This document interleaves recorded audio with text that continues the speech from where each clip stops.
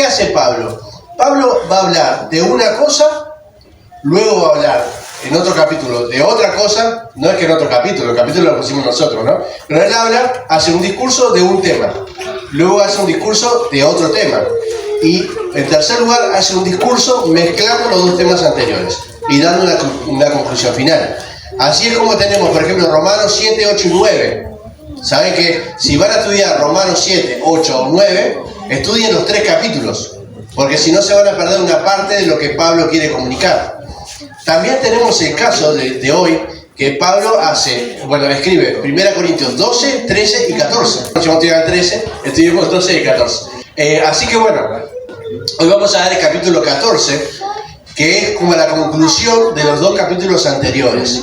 En el capítulo 12, a ver, ¿de qué habla Pablo? Alguno que ya sepa de qué habla Pablo en el capítulo 12. 1 Corintios 12, muy conocido el pasaje. ¿Se acuerdan? Larguen, si nos equivocamos no pasa nada. Los dones espirituales. Los dones, muy bien, los dones del Espíritu Santo. Muy bien, ahí están, capítulo 12 habla de los dones del Espíritu Santo. Capítulo 13, 1 Corintios 13, un clásico. Amor. El amor, le salió así justo Marta dice el amor, está en un momento especial, Marta. Bueno, muy bien. Así, 1 Corintios 13, el amor. 1 Corintios 12, los dones. 1 de Corintios 13, el amor. 14, ¿cómo usar los dones con amor? ¿Se dan cuenta? Lo que hace, habla de los dones, habla del amor, y ahora es, ¿cómo aplicamos estas dos cosas en la iglesia? El capítulo 14 van a ver que muchos títulos dice el hablar en lenguas, ¿no? ¿Por qué? Porque había una cantidad de dones o de servicios a la iglesia, en la comunidad, que ya se sabía que se hacían con amor, ¿no? Si vamos a visitar a los hermanos que están en el hospital o en sus casas, lo que sea, se sabe que eso es un acto de amor. Pero había dos dones, que era el de la profecía, le dice acá, en realidad es la predicación del evangelio, la enseñanza, y el don de lenguas, que había algunos problemas. Pablo va a decir que el hecho de enseñar, de exhortar, de consolar a las personas es algo que se hace con amor y edifica. ¿Y el amor qué hace? Edifica, ¿no? Ya lo había dicho en 1 Corintios 13, el amor esto, el amor lo otro, ya doy una lista larga de lo que hace el amor. Ahora va a decir, bueno, hay ministerios, dones que podemos usar que edifican más que otros. Y después vamos a estar explicando un poquito sobre el don de lenguas. Pero principalmente lo que tenemos que saber de este capítulo 14 es que Pablo va a decir, hay dos dones, hay muchos más, pero hay 2 dones de los que quiero hablar. Uno es el de la profecía, el de la enseñanza, no es la profecía futuro, ¿no?, de los profetas, sino la enseñanza de la palabra, la exhortación, la consolación a través de la palabra, y el don de lenguas. Y dice Pablo, uno es bueno para la edificación del otro, y que está hablando de la profecía, pero el don de lenguas, si nadie entiende nada, no edifica, realmente no aporta. Entonces dice, va a decir, procuren los dones mayores, dice, ¿no? Aunque algunas traducciones dicen mejores, los dones mejores o los dones mayores. Hay una diferencia, pero van cambiando según la traducción. Es decir, hay cosas que podemos hacer que tienen mucho más validez, ¿sí?, dentro de nuestros, a la hora de servir a la iglesia, servir al hermano. Y en este sentido Pablo quiere dejar eso en claro. Ahora, dicho esto, vamos a leer el pasaje, vamos a ver esto y vamos a hacer un par de comentarios y después voy a ir al tema. No le voy a esquivar al don de lengua, porque hoy dice, ¿y el don de lengua no vas a hablar? Bueno, no le voy a esquivar, como dice, no le saco el cuerpo a la jeringa. Vamos a hablar del don de lenguas y le voy a dar cuál es mi posición en esto, tratando de basarlo en la palabra de Dios, ¿no?, y dar algunas cosas. Pero vamos a concluir más bien con un mensaje más general que nos va a servir para llevarnos a casa, porque acá no es que todos estamos hablando en lengua, entonces necesitamos que realmente la palabra de Dios llegue a nuestro corazón y podamos aplicarla después, ¿sí? Pero no quiero dejar de dar la postura con respecto a eso. Leamos entonces el capítulo 14 de 1 Corintios. Seguid el amor y procurar los dones espirituales.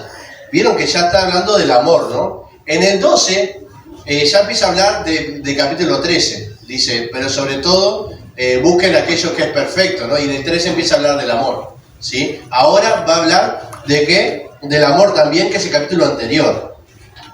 Dice, sobre todo, dice, seguir el amor y procurar los dones espirituales, pero sobre todo que profeticéis, ¿sí? Lo que hablamos, que enseñen la palabra, exhorten. El que habla en lengua no habla a los hombres, sino a Dios, pues nadie lo entiende, aunque por el Espíritu habla misterios.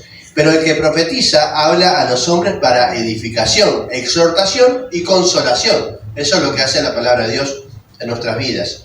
El que habla en lengua extraña a sí mismo se edifica, pero el que profetiza edifica a la iglesia. Yo desearía que todos ustedes hablaran en lenguas, pero más aún que profetizaran, porque mayor o mejor es el que profetiza que el que habla en lenguas, a no ser que las interprete para que la iglesia reciba edificación. Es decir, si nadie entiende nada de lo que digo, nadie va a ser edificado, ¿sí? Entonces se me tiene que entender.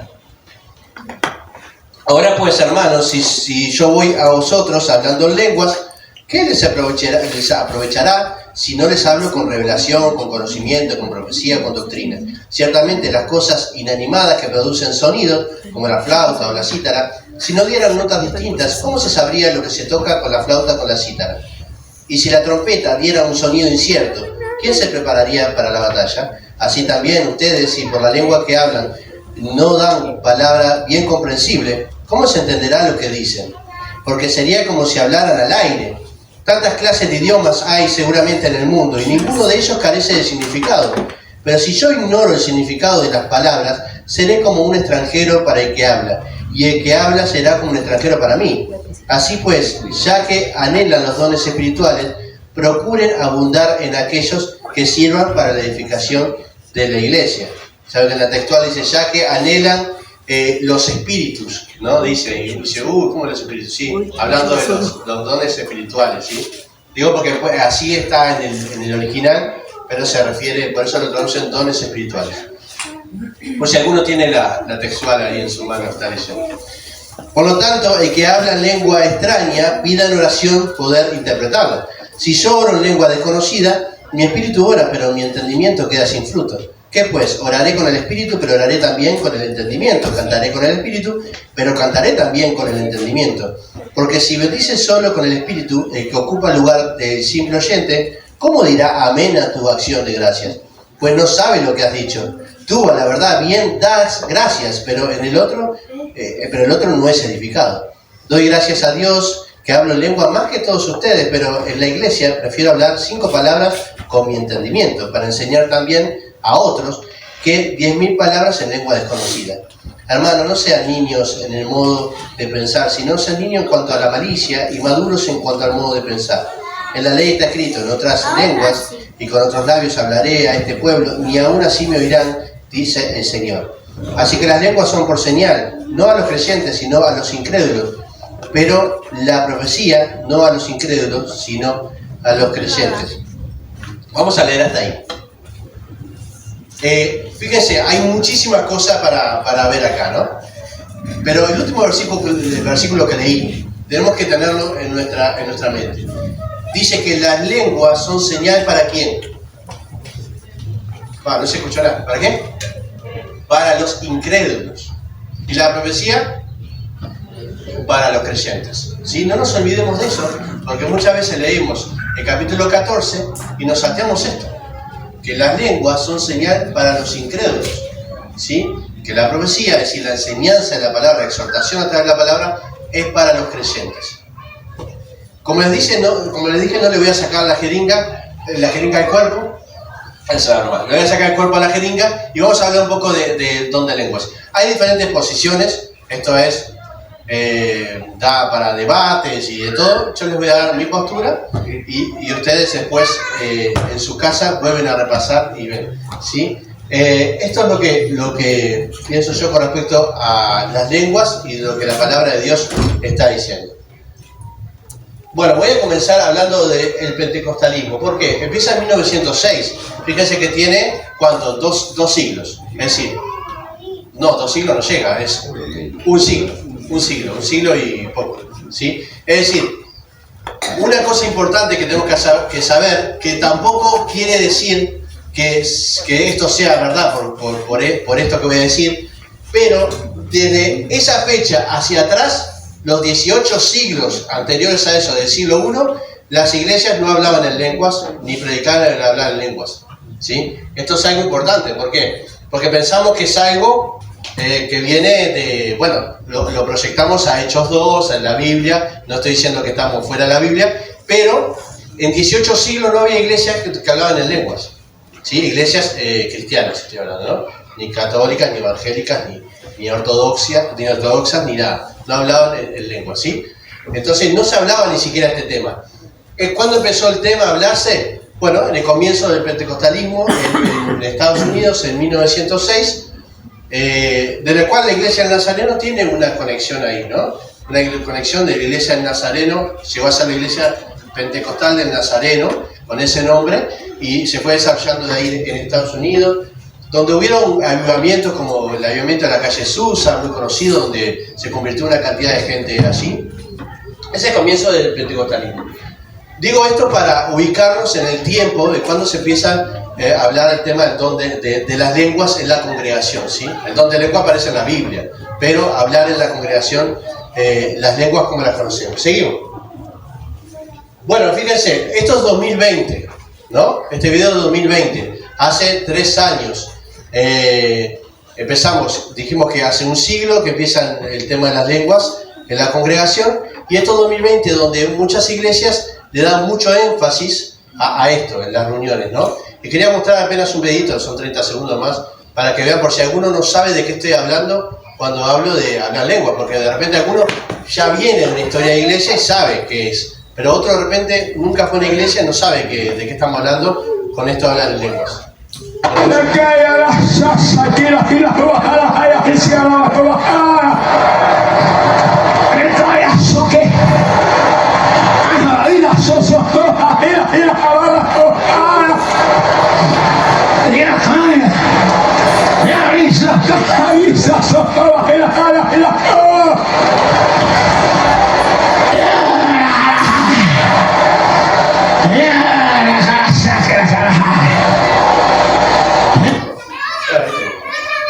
Para que sepan, bueno, eso es lo que pasa, no siempre dicen lo mismo, empiezan a anunciar, no tiene un significado en sí, no hay un mensaje, no se está escuchando cuál es el mensaje, y esto es lo que dicen de hablar en lenguas, entrar en un estado de trance o éxtasis y poder hablar estas cosas que realmente el que escucha, como dice Pablo, no puede decir amén, porque en realidad no se sabe qué es lo que está diciendo, ¿no?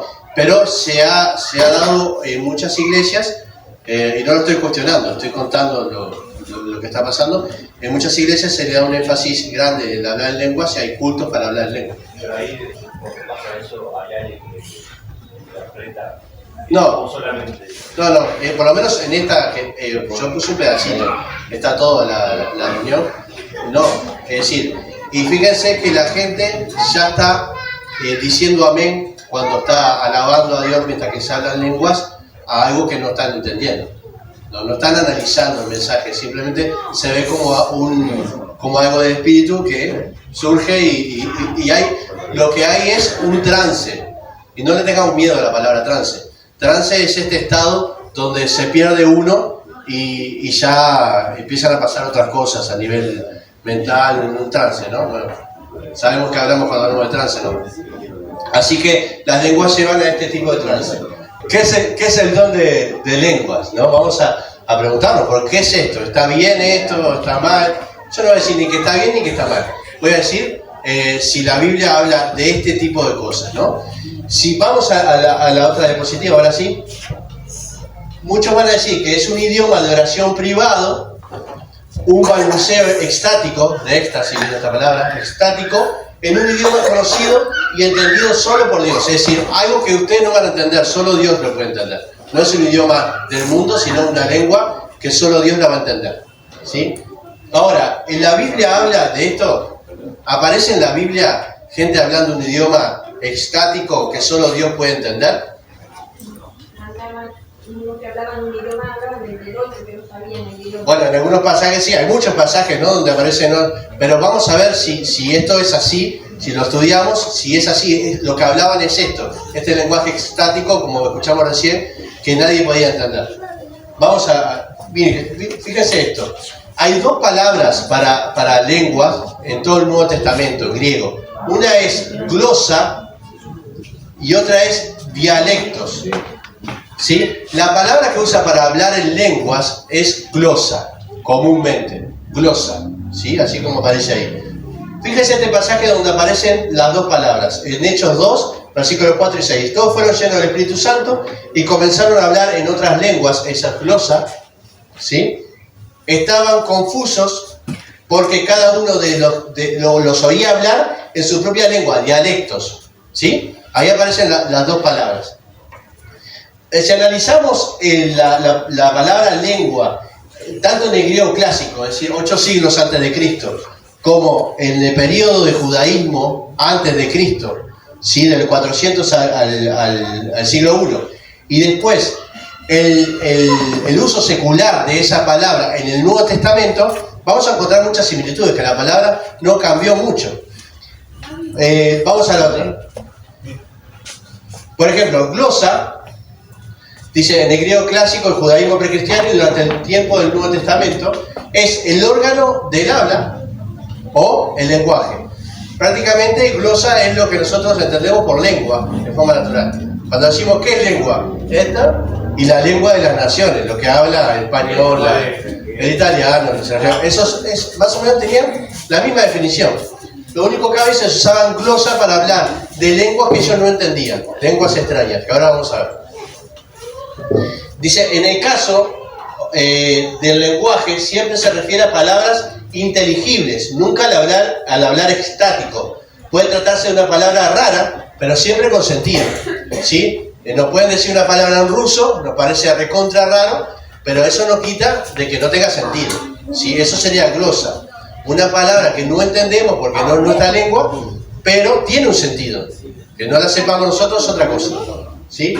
Después dice, Aristóteles, por ejemplo, usaba la palabra glota, que es la misma palabra de glosa, pero en el griego ático. Saben que el griego tiene variaciones, ¿no? El griego ático, el griego jónico, hay varios griegos con variaciones. En el griego ático se usa la palabra glota, ¿sí? Que usaba Aristóteles para decir que algo era raro, una palabra era rara, ¿no? Lo que estamos diciendo. Palabras normales, pero que son utilizadas solamente por algunas personas.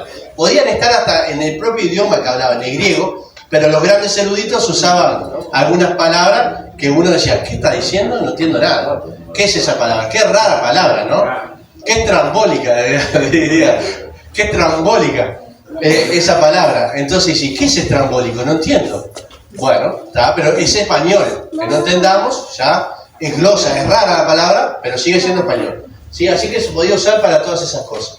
La palabra para lenguas en éxtasis, que eso pasaba mucho porque en el siglo I había muchas religiones paganas que hablaban en éxtasis y hacían estas cosas. Era común para ellos ver esto, No, era común ver este tipo de éxtasis en varias religiones.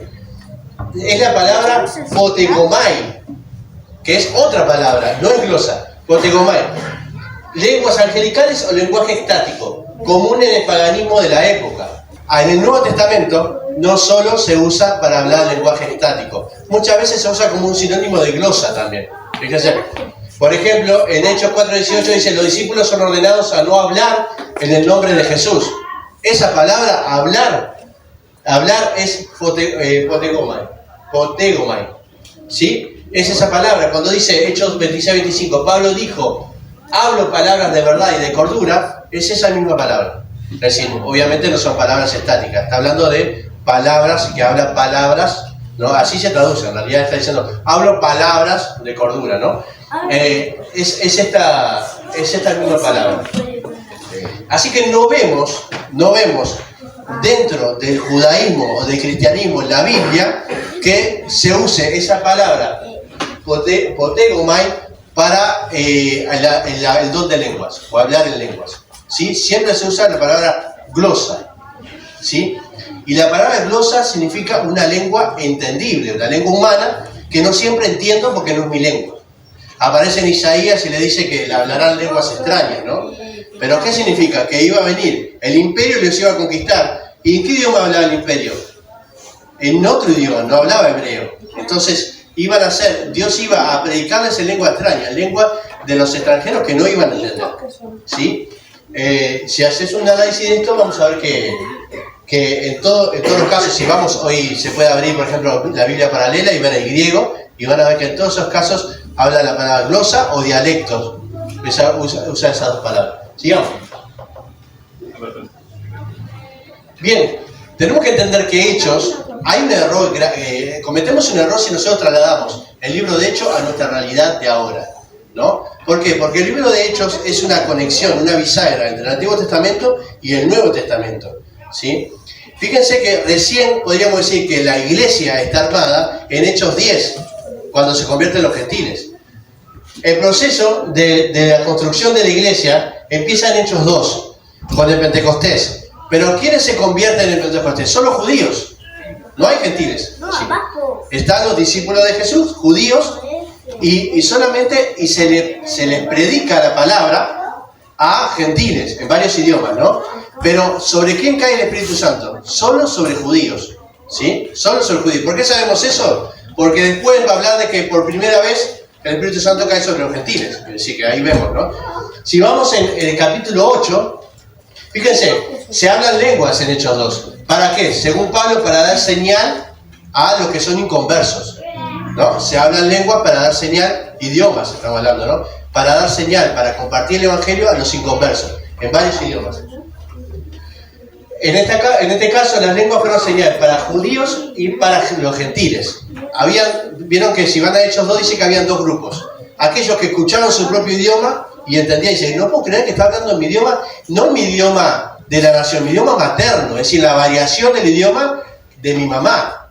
¿Sí? Vieron que nosotros hablamos español, pero hablamos español de acá de Uruguay. Esa es una variedad del español. Ellos estaban hablando la variedad de esas personas. Es decir, no el idioma, el español neutro, si se quiere. No, la variedad que ellos habían escuchado del oído que habían escuchado a su mamá hablar, ¿no? Dice, no puede ser, nos está hablando nuestro dialecto, nuestro idioma materno. Y ahí estaban esos que eran gentiles, pero también había judíos que decían, están borrachos. ¿Por qué decían están borrachos? Porque no entendían nada de lo que decían. Si hubieran entendido, no dirían, no, estos están borrachos, están hablando, tienen mosto, ¿no? Están llenos de mosto, porque no entendían. Porque no era hebreo lo que estaban hablando. Entonces dicen, oh, estos eran borrachos. Fíjense los dos grupos. Uno estaban asombrados de que estaban entendiendo todo y otros estaban asombrados de que no entendían nada. ¿Sí? En el mismo acto, ¿no? Después tenemos en Hechos 8, donde Felipe es llevado por el Espíritu Santo a Samaria. Y hay una conversión ¿de qué? De los samaritanos. No de los judíos ahora, sino de los samaritanos, los enemigos de los judíos. No podían ni ver. ¿Qué eran los samaritanos? Eran judíos de origen judío, pero con una mezcla con la raza asiria, ¿no? Con los asirios. O con otras, ¿no? También a lo largo del tiempo. Así que ahora, fíjense que Jesús había dicho a la samaritana, la salvación es de los judíos, primeramente es de los judíos. Y después vendrán los samaritanos. Se lo había anunciado a la samaritana. Y es lo que pasa en Hechos. Primero los judíos, ahora los samaritanos en Hechos 8. Ahí no hablaron en lengua. Si no hablaron en lengua, los samaritanos y los judíos se podían entender muy bien en su lenguaje. ¿Sí? Entonces, voy a concluir que si es una señal para los judíos, entonces no es necesario ahí hablar de lengua. Después aparece en Hechos 10. Y ahí se alcanza a los gentiles. Y dice, vemos como un Pentecostés, un pequeño Pentecostés en Hechos 10, donde Pedro dice, mirá, está pasando lo mismo que nosotros vivimos en Hechos 2. Lo codea a Juan y le dice, Juan, ¿te acordás de Hechos 2? Sí, lo tengo acá en la Biblia. Mirá, fíjate, es lo mismo, ¿no? Es lo mismo, sí. Entonces tienen que reconocer que ahora el Espíritu Santo había descendido sobre los gentiles después de la casa de Cornelio. Hechos 10, lo pueden leer, así dice, el Espíritu Santo desciende sobre los gentiles. Y si leemos, es tal cual. ¿Sí? Entonces eso es en Hechos 10. Y entonces la lengua ahí, que hablaron en lengua, fue señal tanto para los judíos como para samaritanos, ¿no? Que hablaban una misma lengua. Así que el hablar en lengua seguramente no sabemos en qué hablaban, pero también podía ser señal para otros gentiles que estaban ahí. Ahora, esta es la posición que yo tengo. ¿Qué son las lenguas? Idiomas. Lenguas que se pueden entender. Muchas veces no sabemos cuáles son. ¿Qué es lo que pasaba? Fíjense, vamos, y creo que es la última diapositiva. ¿En dónde se hablan lenguas en la Biblia? Solamente en dos lugares. Y esto es muy interesante. Dijimos que Felipe va a Samaria y en Samaria no se habla lengua. Solo se habla en Jerusalén, en el Pentecostés y en Corinto. Busquen a ver si encuentran alguna otra ciudad, Tesalónica, Galacia, Éfeso, donde quieran. Busquen en toda la Biblia. A ver si Pablo menciona el don de lengua en alguna otra iglesia, en otro lugar, que no sea Corinto. Y en la Biblia se ve que se hablaba en lengua solamente en dos lugares. Puede decir, pero que no lo diga no quiere decir que no pase. Está bien, es cierto, pero es curioso que solamente mencione dos lugares que se habla en lengua cuando estamos hablando de un don, ¿no? Ahora, de profetizar se habla en muchos lados, de la enseñanza de la Biblia, pero de lengua solamente en la iglesia de Corinto y en Jerusalén. ¿Qué son? Ciudades muy importantes, capitales. Jerusalén, la capital principal de Judea, y Corinto es la capital de Galacia, ¿sí? Pero ¿qué tienen también de parecido? Tienen una gran afluencia de extranjeros. En Corinto, bueno, en Jerusalén ni hablar, estaba lleno de extranjeros. Lo vemos en Hechos 2, había personas que hablaban diferentes idiomas por todos lados. Era una multiculturalidad, hablando de palabras difíciles, impresionante en Jerusalén. En Corinto pasaba lo mismo, tenía el puerto más transitado de toda Grecia, ¿sí? Y donde iban a comerciar gente de todos lados, con diferentes idiomas, ¿sí? ¿Qué idioma hablaban para comunicarse? El griego, el idioma universal, el griego. Pero su idioma natal, materno, era otro que no se entendía. ¿Qué pasaba? La iglesia de Corinto estaba en esta ciudad que era multicultural. Entonces había gente que se paraba y enseñaba en su idioma materno, o hablaba en su idioma materno, en vez de hablar el lenguaje que todos entendían, que era el lenguaje que compartían el griego, para que todos se entendieran. Se paraban y profetizaban o hablaban en su idioma materno y dicen, no, y había gente que no entendía. Fíjense en el contexto en el que estamos hablando. Pablo dice, a ver, si ustedes hablan en lenguas extrañas que no entendemos, no les puede decir amén.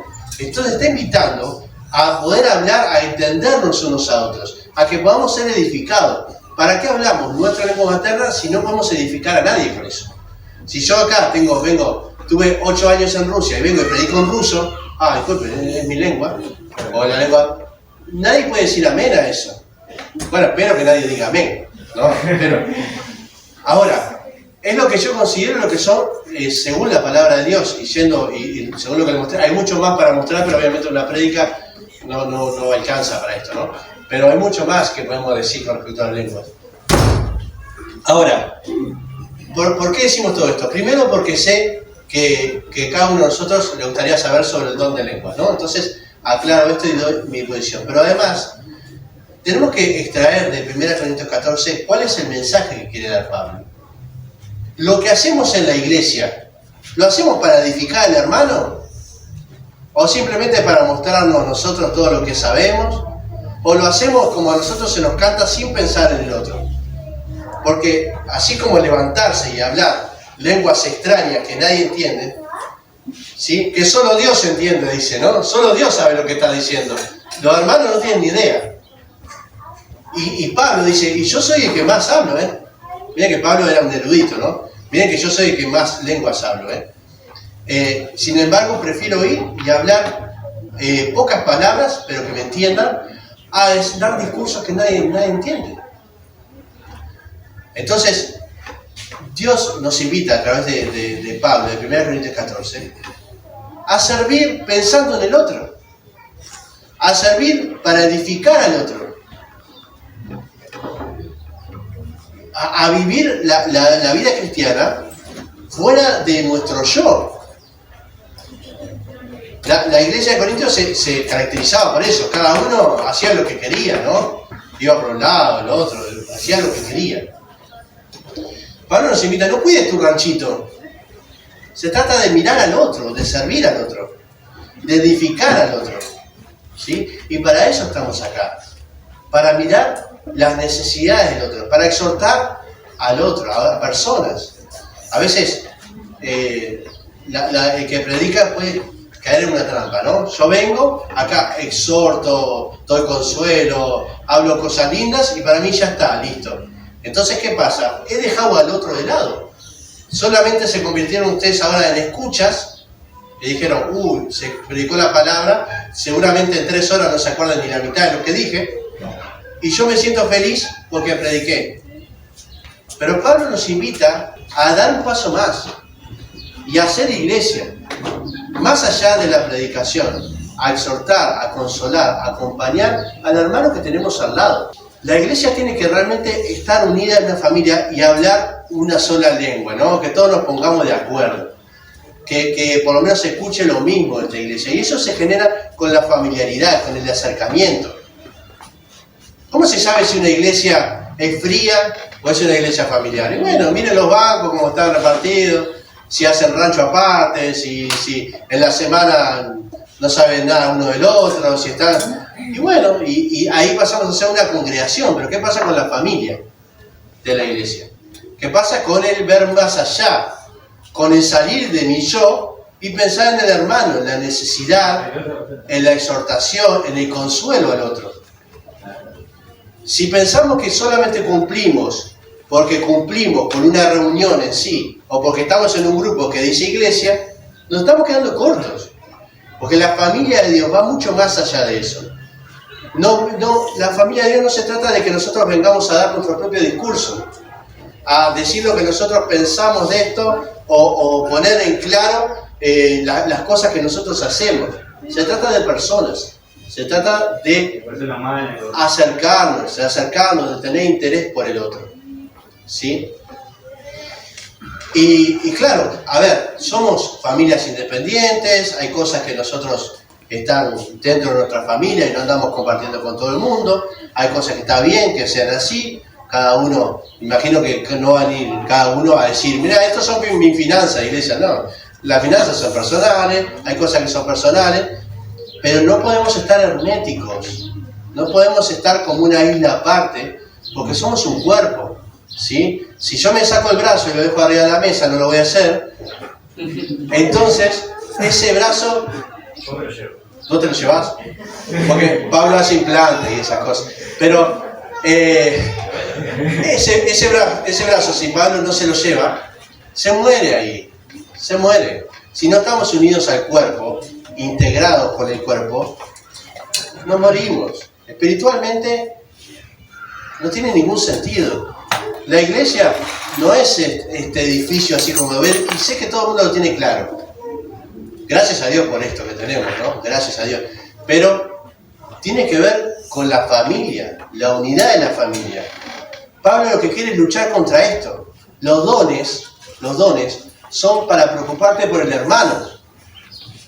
Si te vas a levantar y hablar en la manga larga de Rambo, nadie te va a entender nada y no edificás a nadie. ¿Qué sentido tiene?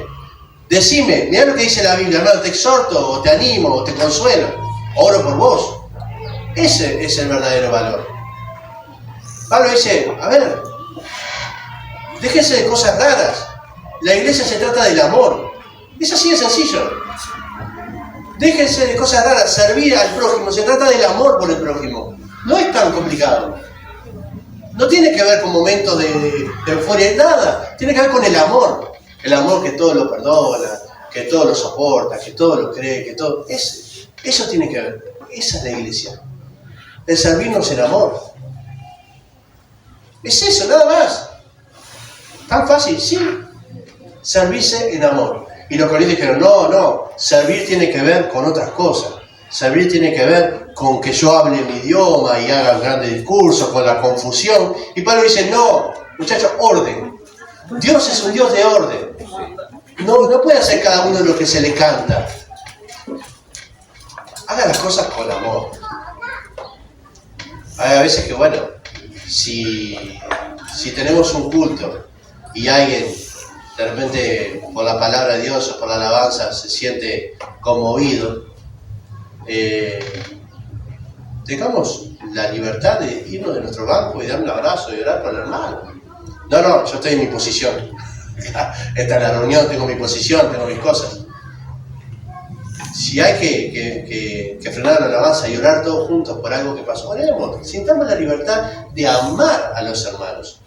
No servimos acá para seguir un protocolo, sino porque Dios nos ha alcanzado y nos ha hecho una familia. Es eso.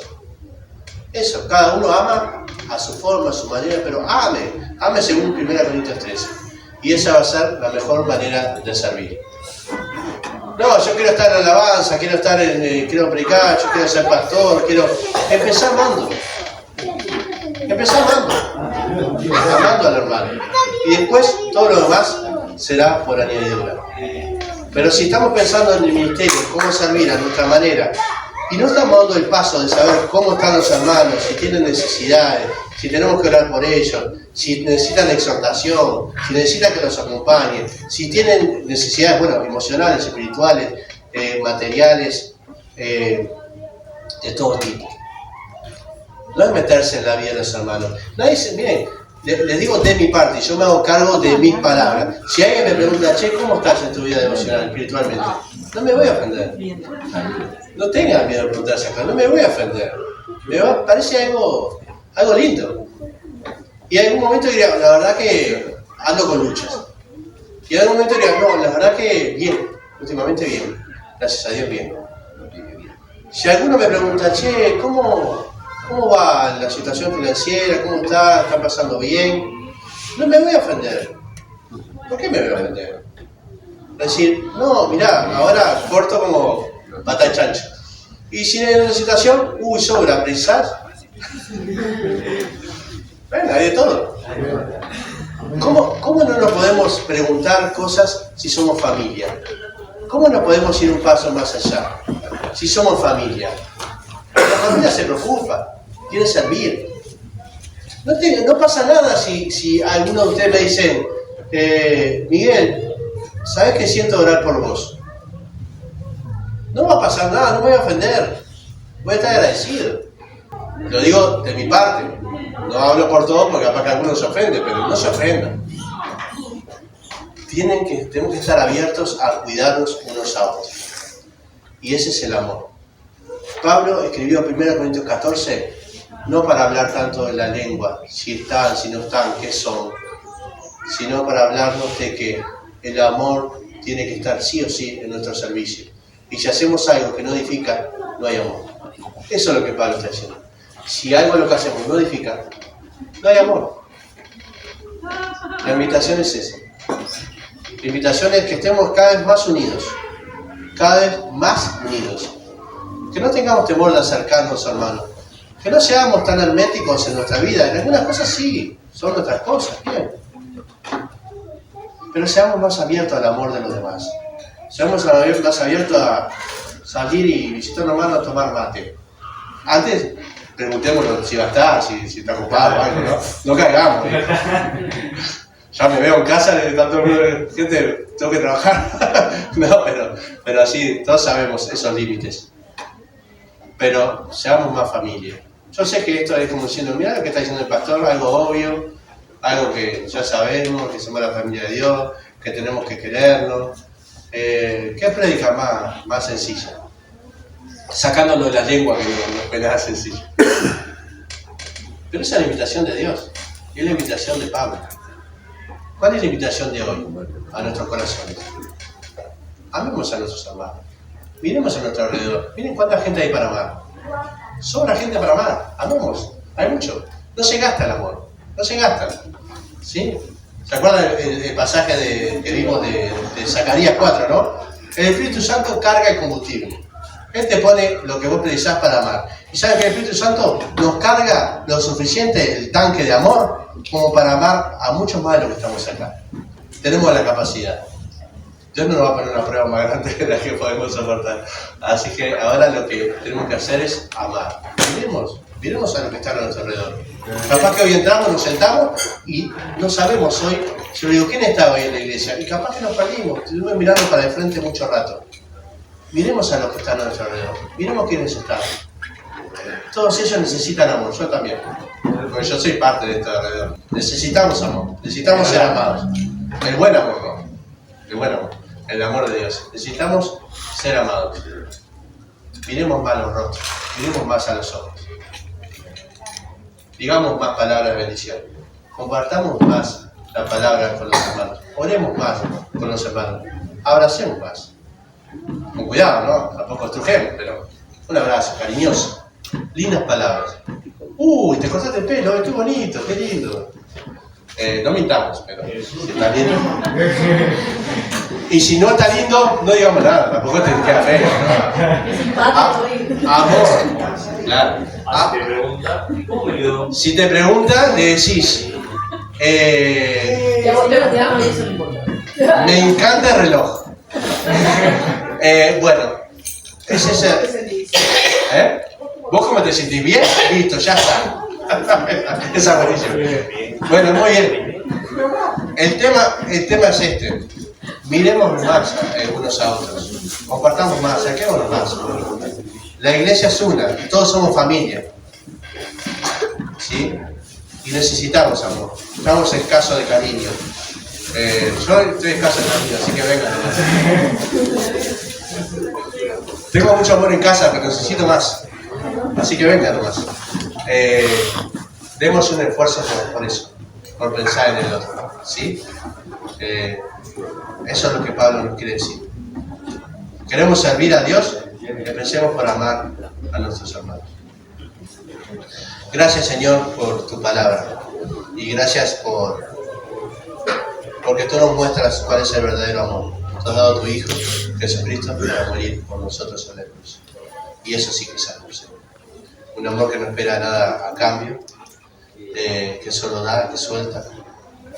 Gracias, Señor, porque tú realmente nos muestras tu amor y nos enseñas a amar.